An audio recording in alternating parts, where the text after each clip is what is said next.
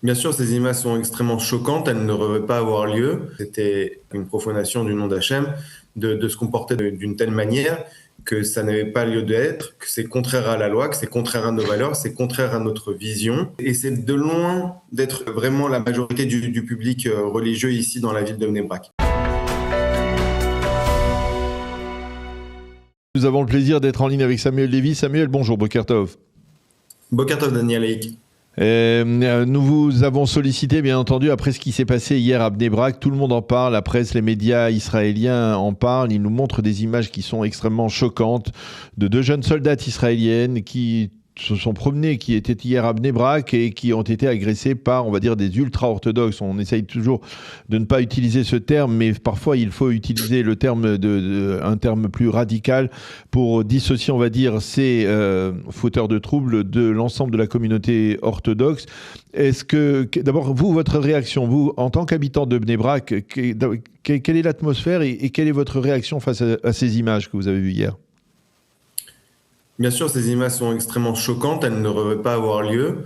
Le chef du parti pour lequel je milite, Shas, le Rav Aryeh Deri, a lui-même rappelé que c'était un chilul Hashem, c'est-à-dire qu'une profanation du nom d'Hachem, de se comporter d'une telle manière que ça n'avait pas lieu d'être, que c'est contraire à la loi, que c'est contraire à nos valeurs, c'est contraire à notre vision.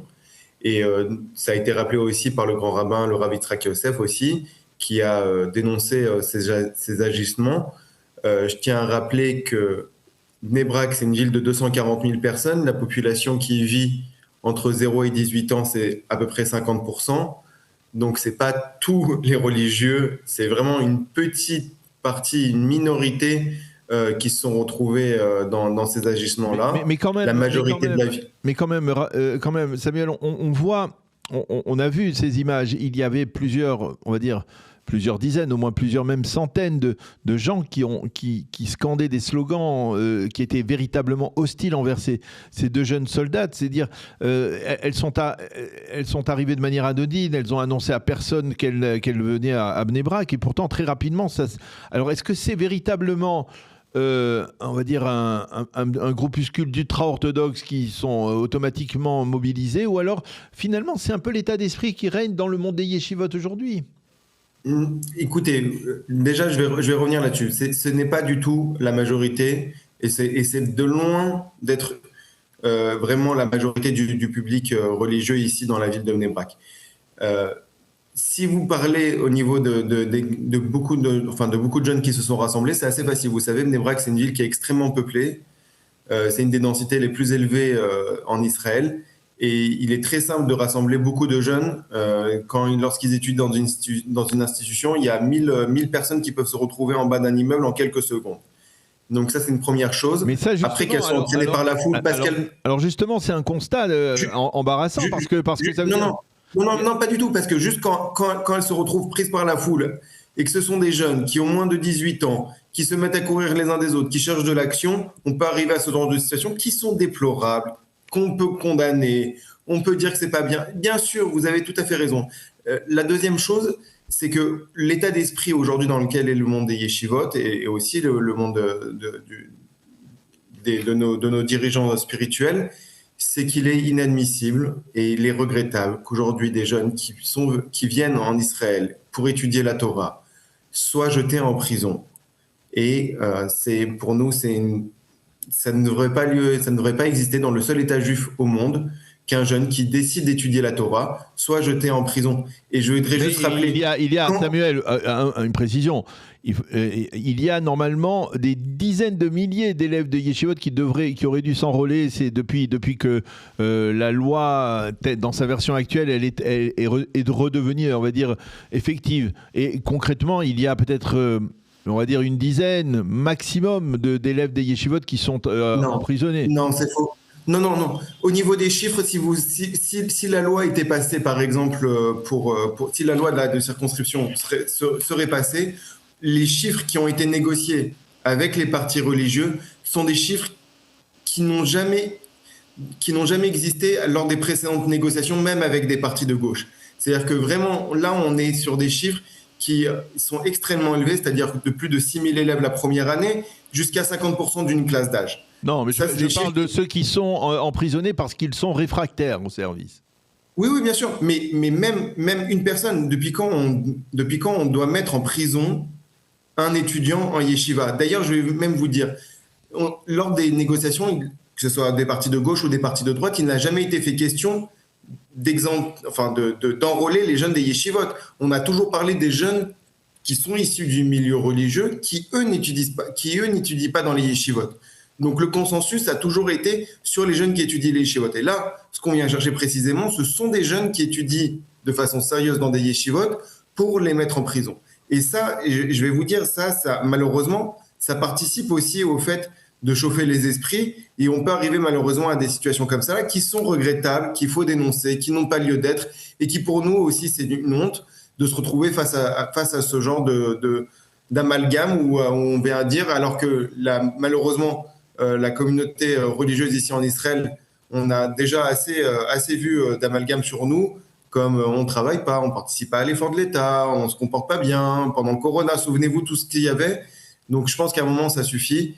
Il faut prendre les responsabilités, il faut que cette loi puisse pouvoir avancer de façon sereine, de façon en tout cas beaucoup plus sereine que ce qu'elle est aujourd'hui, et qu'on arrête de venir arrêter des jeunes pour les mettre en prison, et ce qui permettra d'avoir un environnement, un cadre beaucoup plus posé par rapport à justement à la discussion de la loi. Alors concrètement, justement, cette loi, vous avez le sentiment qu'elle va être votée avant que l'on dissout la Knesset, que la Knesset ne soit dissoute, ou alors finalement ça va être difficile parce que même les partis orthodoxes comprennent que le problème, il n'est pas obligatoirement du côté de Binyamin Netanyahou, même du côté de la coalition, il est plutôt du problème du côté des juristes, parce que s'il n'y a apparemment, et c'est aujourd'hui l'obstacle, si la conseillère juridique ou le conseiller juridique de la commission des affaires étrangères et de la défense ne valide pas la loi Bismuth telle qu'elle, eh bien après, la Cour suprême se fera un plaisir de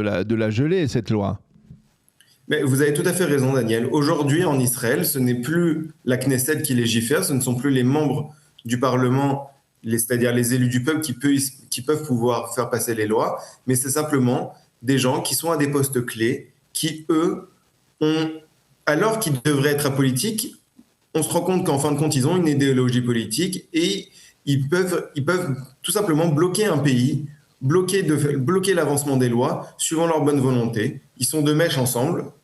J'ai pas peur de le dire, vous regardez la conseillère juridique du gouvernement avec le premier juge de la Cour suprême, ils sont de mèche ensemble. Et donc, vous prenez cette loi, la loi du Guillous, mais vous pouvez prendre toutes les autres lois que le gouvernement Netanyahou a essayé de faire passer et n'a pas réussi, tout simplement parce qu'ils étaient bloqués par des conseillers juridiques qui n'ont le terme que de conseillers juridiques, qui ne sont pas élus du peuple, qui n'ont pas de mandat de représentants, et tout simplement parce qu'ils ont une certaine vision du droit, une certaine vision aussi de la politique, ils peuvent se permettre de faire bloquer le pays et d'aller à l'encontre des gens et à l'encontre de l'expression et de la démocratie du peuple. Alors, vous ne m'avez pas répondu à cette question. Est-ce que vous avez le sentiment qu'elle va être votée, cette loi, envers et contre tout, avant que la Knesset ne soit dissoute ?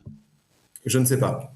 Honnêtement, je ne peux pas vous dire. Je n'ai aucune idée là-dessus. Si on y arrive, je serai très soulagé. J'ai tendance des fois à me dire que ça arrangerait bien tout le monde de ne pas y arriver avant la fin de la prochaine Knesset. Là-dessus, je peux pas me prononcer. Et d'une certaine manière, est-ce que vous pensez que le fait que si la loi n'est pas votée, cela remet en cause l'alliance, on va dire, historique entre Binyamin Netanyahou, en tout cas le Likoud, et les orthodoxes pour après, au lendemain des élections ? Non, je le crois pas, parce que je pense que profondément, aujourd'hui, le public religieux, que ça soit qu'il soit orthodoxe ou moins orthodoxe, je pense que les idéaux sont à droite. Je pense que vraiment l'idéologie est à droite, et je pense qu'on a compris que aujourd'hui, malheureusement, Israël, c'est pas simplement une question d'enrôlement à l'armée. Il y a un camp, j'allais dire, de la Emouna et un camp laïque. Et aujourd'hui, c'est ce sur quoi on va les tensions Se focaliser. vont apparaître. C'est que malheureusement, on n'a pas la même vision d'Israël. Alors, on peut coexister, on peut faire toutes les passerelles, il faut surtout pas arriver au fait qu'on ne puisse plus habiter ensemble. Mais malheureusement, je pense qu'aujourd'hui, il y a voilà, deux camps qui n'ont rien à, enfin, qui ont par essence, normalement, il ne devrait pas y avoir de différence entre droite et gauche par rapport à ces notions-là dans le seul État juif. Mais aujourd'hui, ça se traduit comme ça sur le plan politique. Eh bien, Samuel Lévy, merci beaucoup d'avoir accepté de répondre à nos questions ce matin au lendemain de ces tensions à Bnei Brak après l'agression dont ont été victimes 2 soldates israéliennes donc dans la ville de Bnei Brak. Merci d'avoir accepté de répondre à nos questions. Ce n'est pas facile, mais vous vous acquittez très bien de cette tâche, de cette mission. Merci beaucoup, Samuel, d'avoir été avec nous. Avec plaisir. Bonne journée, à bientôt, Boker Tov.